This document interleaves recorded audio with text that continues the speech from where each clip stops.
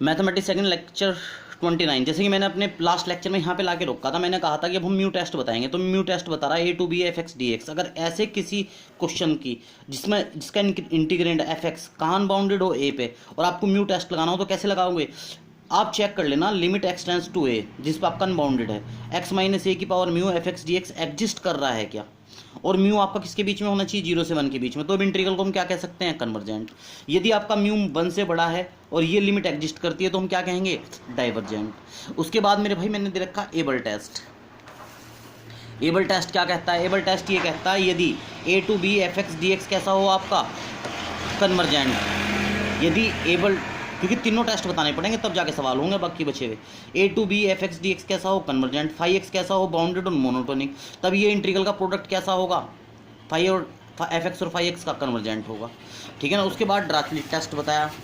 इसमें क्या बताया, अगर a to b f x d x कैसा हो आपका, बाउंडेड, और फाई एक्स, ठीक है sir, phi x be bounded and monotonic. Phi x कैसा हो, बाउंडेड भी हो, मोनोटोनिक हो। एफ एक्स वाला कैसा हो, बाउंडेड हो, और ये लिमिट फाई एक्स की ए पे कैसी आती हो, 0। तो फाई एक्स और एफ एक्स का जो गुणा आएगा ना प्रोडक्ट, वो कैसा होगा आपका, कन्वर्जेंट होगा। यहाँ थोड़ी कैलकुलेशन मतलब कटिंग सी हो गई थी, इसलिए मैं दोबारा लिख दिया ऐसे, ठीक है ना। अब देखो इसका सवाल वो करेंगे हम। अब हम अपने लास्ट एग्जाम्पल में 14 में इसी में फंसे थे। इसे हमने क्या कहा था, वहाँ कन्वर्जेंट कहा था।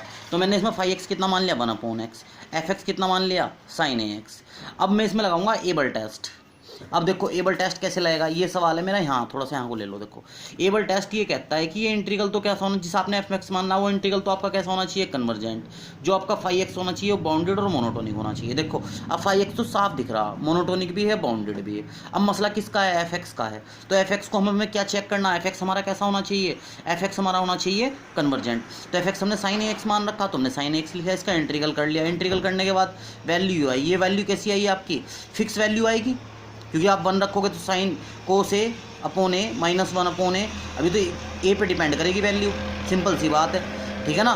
तो ये वैल्यू कितनी भी आए, कोस की वैल्यू कभी -1 +1 से ज़्यादा नहीं हो सकती, +1 से ज़्यादा तो कभी हो ही नहीं सकती। तो यहाँ से वैल्यू आएगी, यहाँ से टोटल वैल्यू कैसी आएगी, फाइनाइट। जब किसी इंटीग्रल की वैल्यू फाइनाइट आती हो तो मैंने आपको क्या कहा था, वो इंटीग्रल कैसा होता है, कन्वर्जेंट। तो आपका जो एफ एक्स वाला इंटीग्रल है ये कैसा हो गया, कन्वर्जेंट। फाई एक्स कैसा है, मोनोटोनिक, बाउंडेड। अरे एप्पल ने भी यही कहा था, अगर एफ एक्स वाला इंटीग्रल कन्वर्जेंट है, फाई एक्स बाउंडेड और मोनोटोनिक है, तो एफ एक्स और फाई एक्स के गुणा के बाद जो इंटीग्रल करोगे आप, ये कैसा होगा, कन्वर्जेंट। तो एबल टेस्ट के थ्रू साइन एक्स और 1/x इन दोनों की गुणा कैसी आनी चाहिए, कन्वर्जेंट। तो कन्वर्जेंट, ये इंटीग्रल आपका कैसा है, कन्वर्जेंट। इसलिए मैंने पिछले सवाल में से कन्वर्जेंट कहा था, लेकिन इसे सिद्ध करने का तरीका ये है जो मैंने यहाँ बोला है। अब देखो एग्जाम्पल नंबर 27 में क्या कह रहा है, कह रहा है टेस्ट करिए। क्या टेस्ट करिए, कन्वर्जेंसी। 0 to 1 sin 1/x upon x square dx। क्या आप कहोगे सर ये आपने कैसे करा सवाल, ये सवाल पिछली बार मैंने किया था, तब मैंने कहा था कि ये सवाल उस मेथड से फेल हो रहा था। इसमें आपका अल्टरनेटिंग टेस्ट भी नहीं लगता, तो इसमें हम कौन सा टेस्ट लगाएंगे, यहाँ वाला ही हम लगाएंगे इसमें, एबल टेस्ट। जो हमने एबल टेस्ट ऊपर बताया ना, ये लगाएंगे। तो हमने एक फंक्शन तो साइन 1/x मान लिया, फाई एक्स कितना मान लिया, 1/x square. 1/x square bounded भी है, मोनोटोनिक भी है, क्योंकि यहाँ वैल्यू रखो, 1 रखोगे तो 1 आएगा, 2 रखोगे तो 1/4 और छोटा, 3 रखोगे तो 1/9 और छोटा। तो ये बाउंडेड भी है, मोनोटोनिक भी है। बस हमें किससे चेक करना कि जो एफ एक्स वाला पार्ट है वो कैसा होना चाहिए, नियम के हिसाब से कन्वर्जेंट होना चाहिए। देखो इसे कन्वर्जेंट दिखाने के लिए मैंने क्या करा, साइन 1/x लिखा, ठीक है ना, यही एफ एक्स मान रखा जब मैंने से। अब ये तो मैं इंटीग्रल कर नहीं पाएगा, कन्वर्जेंट निकालने के लिए फाइनाइट वैल्यू आनी चाहिए इसकी। तो मैंने 1/x को क्या मान लिया, टी, इसका इंटीग्रल कर दिया। ये सारा किस में कन्वर्ट हो गया, इसमें कन्वर्ट हो गया। लिमिट भी चेंज कर दी, जब 0 रखूँगा तो इनफाइनाइट आएगा, जब 1 रखूँगा तो 1 रहेगी। माइनस खत्म करने के लिए मैंने लिमिट इंटरचेंज कर दी। अब ये सवाल किस में कन्वर्ट हो गया, 1 to infinite sine t upon t square dt में कन्वर्ट हो गया। और ये कैसा इंटीग्रल बन गया, ये आपका फर्स्ट काइंड का बन गया एकदम। और ये एग्जाम्पल मैंने करा रखा इस तरह का एग्जाम्पल, आपको एग्जाम्पल नंबर 9 देखना, सेम यही एग्जाम्पल है और पेज 162 पे पड़ेगा आपको। ये वहाँ ये इंटीग्रल वहाँ पे कैसा आता है, कन्वर्जेंट आता है। It is convergent because it is first kind, already we check as it. Example 9 की तरह है, बिल्कुल सेम टू सेम, चेक कर लेना इसे वहाँ से। तो हमारा एफ एक्स तो कैसा आ गया, हाँ कन्वर्जेंट।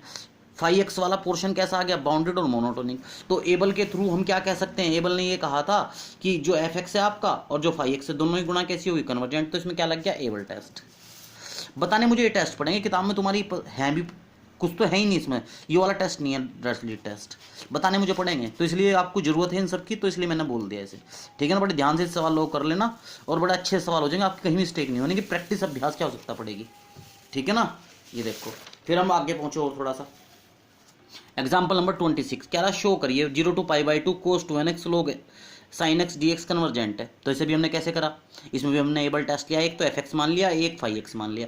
फाई एक्स मुझे साफ दिख रहा, कोस 2nx कैसा है, मोनोटोनिक भी है, बाउंडेड है। कि कोस की खास बात होती है 0 से π/2 में कोस लगातार डिक्रीज होगा, सॉरी डिक्रीज नहीं इंक्रीज होगा, सुनो, साइन इंक्रीज होता है, कोस डिक्रीज होता है। क्यों, क्योंकि कोस 0 की वैल्यू तो 1, जब आप 0 से वैल्यू बढ़ाओगे 30 डिग्री करोगे तो कितनी आएगी एकदम 30 डिग्री पे √3/2, ठीक है ना।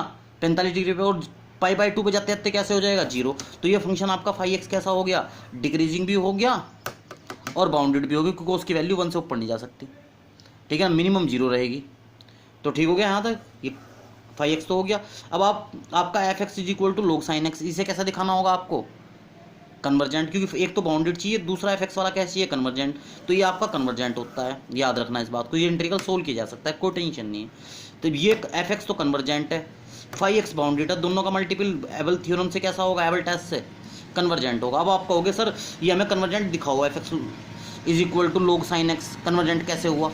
इसे कन्वर्जेंट दिखाने का तरीका, ये इंटीग्रल निकाला भी जा सकता है। कन्वर्जेंट दिखाने के लिए हमने किसका इस्तेमाल किया, हमने इसमें म्यू टेस्ट का इस्तेमाल किया।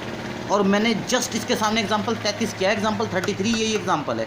कह रहा टेस्ट करिए कन्वर्जेंसी ऑफ दिस इंटीग्रल। जब हमने इसकी कन्वर्जेंसी चेक करी तो ये x 0 पे अनबाउंडेड है, क्योंकि log log 0 हो जाएगा, log 0 इनफाइनाइट होता है, तो 0 पे अनबाउंडेड है ये।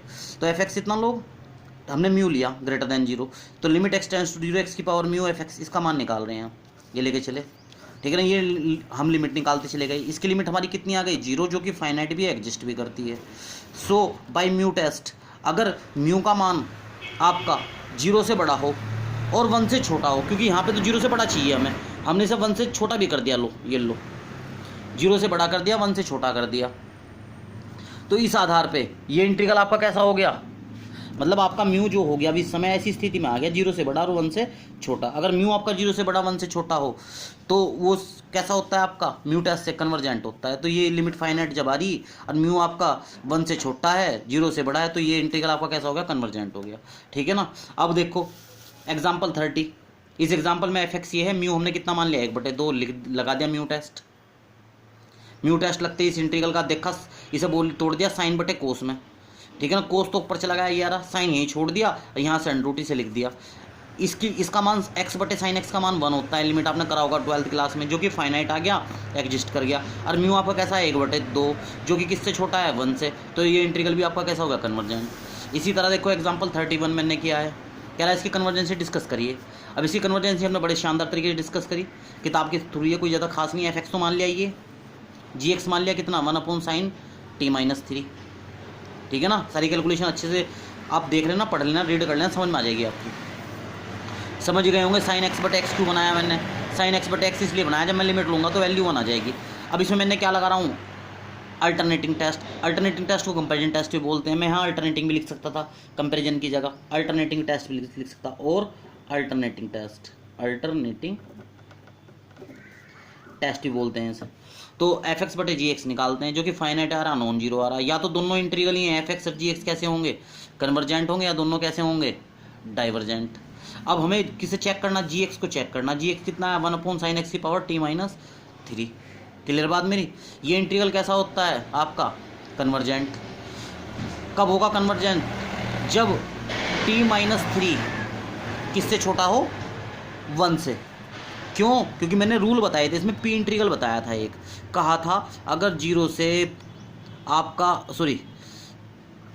a से आपका b होगा और यहाँ हो 1/x - a, जिस पर आपका अनबाउंडेड किस पे है, 0 पे, और पावर n हो dx हो। तो मैंने ये कहा था कि अगर n का मान आपका छोटा है 1 से, तो ये इंटीग्रल कैसा होगा, कन्वर्जेंट। लेकिन ये कैसा होना चाहिए, सेकंड काइंड का होना चाहिए। ये बात मैंने आपको कही थी, आ रही बात समझ में। अब आप कहोगे गुरुजी तो ऐसा है ही नहीं, ये है ऐसा। देखो क्यों नहीं है, 0 से π/2 लिखो, 1/sin x की पावर t-3 डी एक्स। इससे बड़ा इंटीग्रल कौन सा होता है? इससे बड़ा इंटीग्रल होता है आपका 0 से π/2 1/x की पावर t-3। ये इससे बड़ा इंटीग्रल है। आ रही बात समझ में? ये इससे बड़ा क्यों है? अब x रखो, तो x आपने मान लिया कितना रखा? x आपने रखा अपना, स्टार्टिंग करो किसी वैल्यू से, जैसे कि मान लिया अपने x का मान π/3 रखा। π/3 का मतलब कितना हो? π/3। सही मायने में π/3 कितना रखा गया? अगर x आपने π/3 रखा तो π/3 का मान कितना हो गया? 3.14 को डिवाइड करा 3 से लगभग 1 के आसपास हो गया। ठीक है। और यहाँ तो आप इसका मतलब टोटल वैल्यू में क्या रख रहे हैं? 1।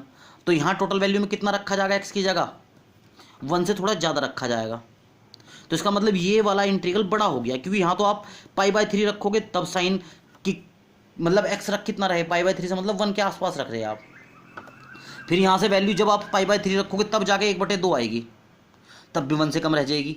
और यहाँ पे क्या है? रखी डायरेक्ट 1 रहे, π/3 रख रहे, तो ये वैल्यू बड़ी होती है। जब बड़ा इंटीग्रल कैसा हो आपका? कन्वर्जेंट। तो छोटे को भी ओबियस अपने आप में कैसा होना पड़ेगा? कन्वर्जेंट होना पड़ेगा। तो जब ये बड़ा कन्वर्जेंट है, t-3 किससे छोटा होना चाहिए? 1 से। तब ये जब भी ये बड़ा कन्वर्जेंट है तो छोटा क्यों नहीं कन्वर्जेंट होगा? छोटा भी कन्वर्जेंट होगा। तो मैंने यही लिखा कि ये कैसा है? कन्वर्जेंट, अगर t4 से छोटा होगा। अब इसके बाद आपको एग्जाम्पल 40 और 41 अपने आप कंप्लीट करने हैं, पढ़ने हैं, बड़े आसान सवाल हैं। 42, 43, 44 आपको छोड़ देने हैं। ठीक है, इस तरह आपका ये टॉपिक कंप्लीट। अब नेक्स्ट लेक्चर में नेक्स्ट टॉपिक स्टार्ट करेंगे। Okay, thank you.